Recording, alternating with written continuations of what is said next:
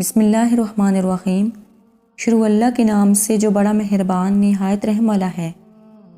सैयदना गौसुल आज़म रज़ी अल्लाह तआला अन्हु फरमाते हैं कि जब पहल मैंने इराक़ के बयाबानों में कदम रखा तो मेरी मुलाकात एक नूरानी सूरत शख्स से हुई जिसे मैंने पहले कभी नहीं देखा था। उस शख्स में एक अजीब तरह की कशिश थी।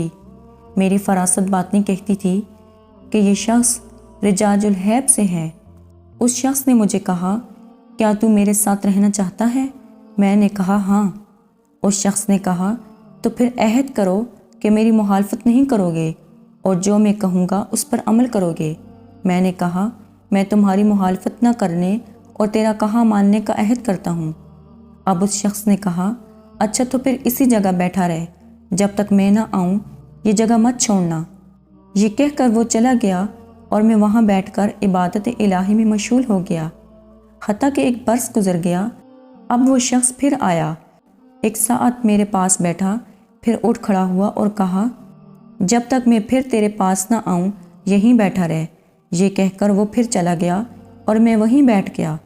एक साल बाद वो फिर आया, थोड़ी देर बैठा और फिर मुझे वहीं बैठे रहने की तलकीन करके चला गया। जब तीसरा बरस भी गुजर गया तो वो शख्स फिर नमूदार हुआ। उसके पास रोटी और दूध था। अब उसने कहा, मरहबा ए जवान सालह, मेरा नाम हज़र है। मुझे हुक्म हुआ है कि रोटी और दूध तेरे पास खाऊं।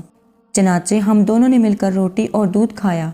आप रज़ी अल्लाह तआला अन्हु से पूछा गया, आप इन 3 सालों में क्या खाते थे? फरमाया, लोगों की फेंकी हुई चीज़ें। जज़ाकल्लाह।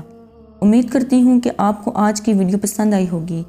मज़ीद इसी तरह की वीडियोज़ देखने के लिए हमारे चैनल को सब्सक्राइब करें। खुदा हाफिज़।